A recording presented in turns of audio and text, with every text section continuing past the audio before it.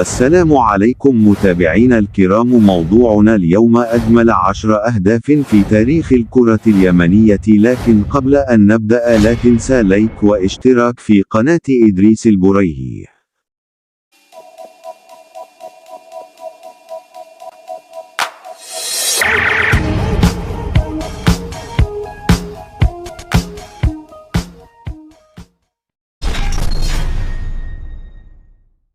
تسديدة الله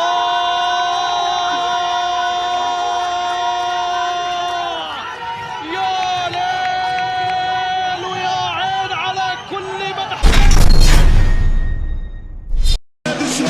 ملا كورة مش ممكن ملا ولد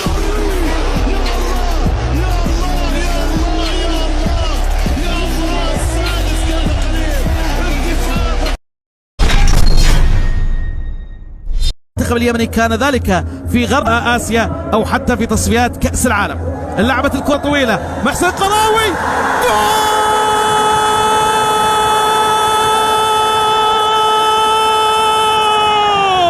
يا كبير يا محسن، يا القناص يا المميز في شباك عبد الله المعيوف. يا سلام، يا هذا يدخل بوشكش على طول، هذا يدخل بوشكش على طول. هدف أول لليماني، هدف أول لليماني. أسود سبع تزعل في استاد البحرين الوطني، على الطاير من مدير، على الطاير يا محسن قراوي، على الطاير يا محسن قراوي. جول! المواجهة والمحاولة والتسديدة،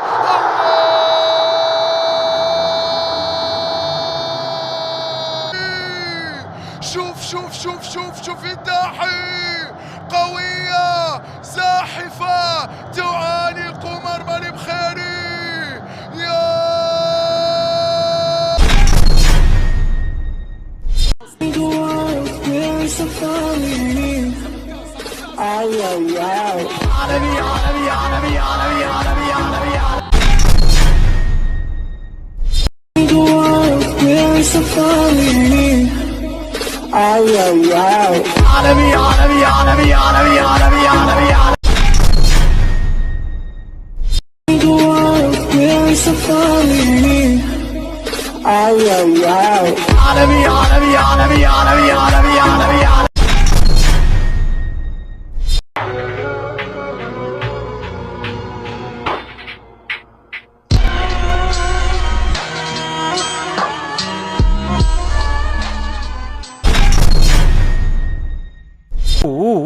حديث طويل سيكون.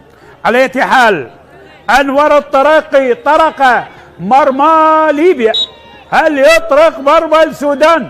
الطراقي جول! تيكي تاكا على طريقة اليمن، بصياغة من البن وبخلطة مع العسل الحر. يا اليماني،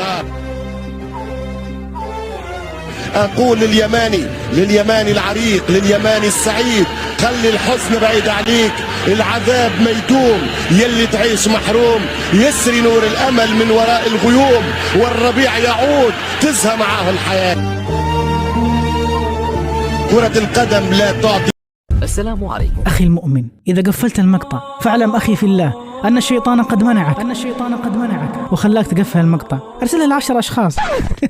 إيش بينفعل وضع الواتساب؟ لا تنسوا الإعجاب بالفيديو والاشتراك في القناة تشجيعا لنا لنستمر بنشر المزيد إن شاء الله.